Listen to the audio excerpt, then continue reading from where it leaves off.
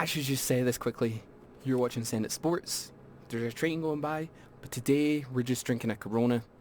To be honest, I should have just had a water, but oh well, that's what it is. You can see it here. Enjoy the video. Salut. Welcome back to Send It Sports. This is going to be an event recap of UFC Vegas 47. Hopefully it's just going to be a short video going over the bets we made, how successful a night we had, and talking a little bit about the fights that went on. If you stick around, I'll show you how we did. Like, it was amazing. Let's jump straight into it already. For a start, we'll go. If you haven't already, you can follow me on Twitter. Throughout the night, I was posting what bets I would do on each and every fight. I was at work before, so I started from as soon as I got home from work. We hit pretty much everything. Everything we got right. The biggest ones that I was high on was the Bryan Battle decision. Like, I was just really confident in my head that it was going to go to decision. And when I first said it, hey, you can check on Twitter, it was plus 550. When I finally, to be honest, myself bet it, it was plus 450. And that's kind of where it was around when I bet on it. The only other one in here, which I did bet on, which isn't here, but I bet small, was Danilo Marquez. I bet on him to win. I obviously just underrated Almeida, and he dominated out there, which is fair enough. He looked amazing. So yeah, if you haven't already, Send It Sport on Twitter. Obviously, the amazing background. Don't mind this. This is just Sean Strickland chilling.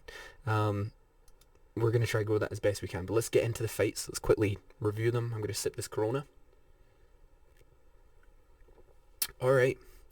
These first few fights, I only kind of got to see a little bit off, because I was working. But the very first fight on the card, Malcolm Gordon versus Dennis Bonder. Dennis Bonder's debut, shock. We thought he was going to come out and somehow it was going to be a battle of the takedowns. He tried to take down Gordon with not great success, to be honest. Gordon was using his wrestling and kind of defending any kind of attacks Bonder was doing, and nothing really happened until all of a sudden his elbow pops out. We see it in the fight, and it's a technical stoppage in the first round. If it went on past that, was he going to win? It's too hard to say. He wasn't looking great, but there is a chance something could have happened. I don't know, like maybe he would improve, maybe his nerves would have calmed down, but for a debut, nothing really great happened. Hopefully, we're going to see a better version of him in his second fight. Hopefully there's no injuries there and he has a speedy recovery. That would be nice, but fair play to Malcolm Gordon, coming off 2 wins in a row now in the UFC. First one to Figueiredo's brother. He was on a 2-fight losing streak in the UFC before. Now he secures a win over the debut of Bonder, and he was actually in the parlay that we wanted to do with him and Shavkat, which ruined the only parlay that I think we put out there. I need to check on the video. There was another one that we had listed. Second fight, the other one that I really didn't get to see much on. If I was going to pick, it was going to be Philip Rowe. It was either going to be him by KO or straight pick. I'm pretty sure if you look at the video as well talking about this event, I said the exact same thing. Jason Witt was able to wrestle him, and by the looks of it, in the first round we thought it was tiring out Rowe, but second round he was a lot more calm, composed. He did get taken down, and when he stood up he was ready. He defended well, and he was ready to take out Jason Witt. And from there, unfortunately, he caught Witt, and the fight was over. It's kind of how we thought it was going to go. There was probably a bit more wrestling, and Jason Witt had more wrestling success than we thought. Because of that, there was the worry that it was like, oh no, he's going to go around at a boring win to decision. You know, not that other fights were like that. Co-main. The next event, I guess I'm on the hype train now. Jailton Almeida took on Danilo Marquez. Coming into this, we knew that both of them were really good on the ground. Almeida's young, strong, and Marquez is a little bit more experienced in the world of life. Obviously, he has a smaller record, but I really thought that because of that, like, he's just going to be smarter than this young guy. Almeida came out and he looked great. he did exactly what he should have done. It was a ground and pound KO. as soon as he came out, he went in and he was glued to him. There was no Marquez getting up. I've never seen anything like it, especially from a light heavyweight. I'm excited to see and learn more about him and what he's going to do in the future. He seems like he's going to be a problem for the division. He did not let go of him, and then when he had him down, every way Marquez went to try get up, he just was a step ahead. He was able to hold him down and then open him up so he can ground and pound. Marquez quickly tries to like move but not give up his back, and it was just constantly that until the ref stepped in. He was just taking a beating. The first one that we actually made a bet on and was home to see was this Alexis Davis fight. Going into it again, we thought Davis was going to win because she had the all-round experience and is a better all-round fighter than Stoliarenko. But, so because of that, we thought it was going to go to the decision, and it did go the way we thought. But to be honest, I agree with the commentators, what they were saying, but it was impressive seeing her put up these arm bars out of nowhere. Like, it was amazing. The full fight, she was basically on her back. And she had some good attempts where it looked like the armbar was in there, but Davis defended them perfectly. And then into the third round, when she was taking her down, and then she was just defending it perfectly, not even giving her a chance to set it up, and was raining in nasty elbows, and ended up opening up Stoliarenko, and as we thought, it went to decision. Great fight though, interesting. The problem is Stoliarenko, never going to be able to say that name, she's going to rely on that for the rest of her career. You know, she's given up position all the time, just chasing an armbar for the one chance that she might end up, lucking out and landing it. I don't think that's a good game plan. She needs to, her striking didn't look terrible for what we thought it was going to be. She looked okay on the feet. So hopefully, with time, she's going to round out her game. She's not going to just be the person that gets to the floor and then she chases arm bars. Hopefully she can dominate a bit more there and actually throw things up. Alright, next we have Chidi Njokuani versus Marc-Andre Barriault. This one, if we had bet on or even put out a prediction, we actually didn't, because I think this is when I was coming home from work or something was going on, so I didn't even put out a prediction. We would have got it wrong, but I'm not going to count it because I didn't say anything other than in the video, I guess, the day before. We thought Barriault was actually going to win this fight. We thought his forward pressure was going to be too much. There's obviously not much to base it on. Nogiquanny came out, starched them in the first 16 seconds, KO, and that was that. That's all she wrote. Interesting to see where he's going to go from there. What a great win from him. Very impressive. I wonder if it won knockout of the night. I'm not too sure. Leave a comment if you know. Next fight, one of the ones I was really, really excited for, Wadu versus Trezano.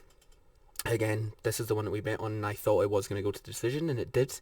And Wadu won, really in my eyes, the first round and the third round for definite. The second round, Trezano started really kind of landing some good shots of his own. But other than that, the theme of the full fight was just Wadu and his experience and his kickboxing experience and technique and his output. I'm pretty sure he broke all of his records for significant strikes and everything that he had before. And it was a war. It was amazing. But ended in decision with Wadu winning. And we call it. This is the other one that we got wrong after this. We were on a winning streak. We thought Miles Johns was going to come out here and get the dub, but he looked terrible. He normally comes out and throws these big heavy hands and is very accurate, but he was just getting backed up the full fight. Seemed like even by the second round he was starting to get gassed out. Castaneda stuck to his game plan, looked really, really good, and had, a brilliant performance. He got him all the way to the third round, and it seemed like it was probably going to go to decision, but he hurt Johns in the second round. Johns had time to recover over the break, and then in the third round he hurt him again. He was calm, composed, chased him down, and then was able to put him into a triangle choke. Really, really good fight. The fight of the night for sure, in my eyes, Julianna Rosa versus Steven Peterson. This was super exciting. From the get-go, we thought Rosa was going to win. Peterson hung in there. He did miss weight, which was kind of unfortunate. But because of that, This was fight of the night. It won $100,000. Well, Erosa won $100,000 because Peterson missed weight, so he got his 50k as well, which I think's fair enough. I think this is the second time in a row he's missed weight. So technically, I don't know if it was at catch weight or if still it was counted as a 145-pound fight. First round, Erosa looked great. And then second round, Peterson was starting to find like that right hand was landing more and more and more until he finally caught him clean. And it looked like the fight was going to be over. Erosa was, dazed and on the ropes, getting backed up, and Peterson was still landing and he was still moving around. And then all of a sudden, Erosa hits him with a spinning back fist. Craziness. From there, he takes him down, and then there's a bit of a grappling match. And in the third round, Erosa seems calm and composed again. Peterson's face is all beaten up, bloody, and they have a good third round, but Erosa definitely takes the third round. It was still back and forth. He was shouting at the end of it, and it was a real entertaining fight. But Erosa won decision, and that's kind of what we thought was going to happen anyway. Then we move on to the one that we were, most happy about. I remember being terrified when I saw Gore throwing his head kicks, and anytime he threw a punch in this fight. The first round, it seemed like he didn't really throw anything at all. Bryan Battle just won that round on points, like piecing him up, throwing kicks, up kicks, and kept him at distance. The second round, Gore started actually letting his hands go a little bit, and it was terrifying. He's a fast guy, strong, and it seemed like he had Battle hurt at one point. And then going into the third round, it was just down to who wanted it more. And Bryan Battle, you can tell he's the type of guy that he has a pace that he fights at, and he could probably fight at that pace all the time. Even if he looks tired, he'll just keep chugging on, keep fighting, keep throwing punches, up kicks, and he fought a smart fight. I don't think he was able to get him down. He kept trying, but he wasn't. But nevertheless, he won the decision. It was a great bet to make. I knew it was. It just seemed like the type of fight both these guys are going in with all their adrenaline. They're trained so hard. I don't think they're going to get knocked out. I think they're going to be clever. It was going to go to the decision, and Bryan Battle becomes the true Ultimate Fighter. Then we move on to the next fight. Lovely. Now this one's unfortunate. This past week, I'll just tell you a quick story that I'm very embarrassed about. I actually was able to interview Sam Alvey for this channel, and we met on Skype, and we had a great interview. It's the first time I've ever interviewed someone, and it was 10-15 minutes, and it couldn't have gone any more perfect. It was great, it was funny, and we had a good chat. And afterwards, because it's the first time I've ever done this, I realised I never recorded his audio. So there's just a video of me asking questions, nodding my head, and no audio was there. I was hoping he would win, and then hopefully I would feel good about being like, hey, let's try do another interview and see what happens. Unfortunately, he lost. He got KO'd in the second round. He looked really good the first round. He was catching Alan a little bit, but I don't think he really had him hurt. Alan was kind of looking a bit like spaced, and I thought maybe this is going to go to decision, but no, second round he got caught. Rocked and then landed in a rear naked choke. I don't even think Alan was in completely had his back. He was just had so much pressure. He was able to take him out. And unfortunately, Sam Alvey continues his winless streak. We'll see what happens with him in the UFC from now. The next fight. This is the prospect that we've all been looking for and excited to see. Some people think he's the Hamza division. Secures the first round knockout with a spinning hook kick. He tried to throw it once in the fight, and then he was so close to actually doing damage, and then he ended up landing it very, very flush towards the end, knocks down Carlston Harris, and then from there he landed really nice ground and pound. He stayed really tall, extending his arms down on him, and it took 4 or 5 shots, but I think the third or fourth one got through, and then one more shot and the ref stepped in. A lot of people were high on Carlston Harris as well. It was going to be a really good fight, but Shavkat looked calm, composed, and it was another great win for him. We're excited to see where he goes from here. There's going to be some really nice tests for him in the future. Is he going to be able to stay undefeated? Who knows? We'll find out.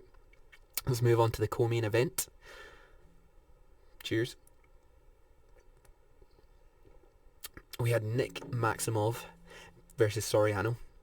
Soriano, it was exciting coming into this fight and learning about this guy, and watching some of his previous fights. This guy is almost like Miles Johns, minus the wrestling, but like the way he throws big heavy hands, and I think it's been a problem with him before gassing out because he does throw such heavy punches. So it seemed like from the first round he's been very conservative about this. And Maximov was just able to grind his way to a win. To be honest, I did enjoy the fight. It was a lot of grappling exchanges. Maximov does a weird thing where like he literally will grab behind your leg and he'll just keep driving forward till he can get on top of you. And sometimes it seems like, oh, he's not in position, or he's going to get reversed, but he's just relentless with it. And once we got to the third round, we kind of noticed that Soriano was injured or something. There was something that was holding him back. He kept making faces as if he was hurt. And yeah, Maximov just kept pushing on. He didn't really cause any threat to Soriano. I didn't see him do any kind of crazy submission attempts or anything, but he gets the win. He climbs to 8-0. He wins as the co-main event, like fair play. Again, these are all people that we picked. We picked Shavkat for winning by stoppage. We picked Maximov even though he was the underdog. I don't know if it was going to go the distance or not, but it just seemed like a good pick. Brendan Allen and Sam Alvey we stayed away from. I did say that I was going to bet on Sam Alvey just because some people on Twitter were saying, like, we're going to go for it. Brendan Allen looked bad at the weigh-ins, but I couldn't bring myself to actually put money on it. I just didn't know enough about this fight going into it, and it was moving up, and it was going to be at 205, and the guys at 205 are deadly. They have heavy hands. Now we move on to the very final fight, the main event, Sean Strickland versus Jack Hermansen. We again picked Strickland to win, and we also bet on him to win by decision. He moves to 25-3. Hermansen, just the theme of the fight was he wasn't able to tag Sean Strickland. Sean Strickland's the most evasive fighter in the middleweight division. Like, he's the hardest to hit. He just keeps his head far enough back where no matter what Hermansen's throwing, he isn't able to hit him, and he throws his jab out just constantly. He did play it a bit safe. Hermansen tried to take him down a good few times, and I don't think he was successful once. Sean Strickland always stuffing the head or just defending it well enough so that it didn't really put him in any threat. He was never on the ground. We never really saw that or saw how he would deal with that.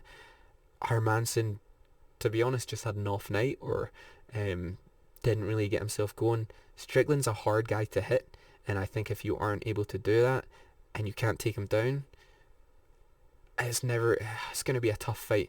We knew Hermansen was going to be durable with his chin, and if he was getting a hit, and even with like all the kind of the slapping jabs that Strickland does, it never really caused Hermansen any crazy amount of trouble, other than I think towards the end of the second round or the first round. I think first or second round he did get knocked down, but it was just he was off balance with his feet. I don't think he was in any real trouble. Strickland wins. Now we see what happens with Brunson and Cannonier, and then from there we'll see, does Strickland face one of them? Who gets the title shot next? Where does he move? Could we see Strickland versus Costa? I don't know. I think these are all really super interesting fights that we're going to be like moving into in the future. These next few weeks are going to be exciting. Next weekend is going to be really exciting to see what happens with Cannonier and Brunson, and then obviously Adesanya and Whitaker. We're going to be putting in a lot of effort this week to research all the fights. There's a lot of fights next weekend, and we want to be as accurate as possible to get some really good picks. I'm going to make sure that I don't bet on every single fight, because I think there's a lot of fights that we can potentially get wrong, so we just want really confident picks. If you follow me on Twitter, or subscribe to YouTube, like this video, you will find out what my picks are on YouTube. I'll post them on the day I'll be watching the full event, and I'll probably play along and let you know what my picks would be for any fight that's coming up. Thanks very much for watching. If you made it this far, comment down below Corona. If not, fair enough.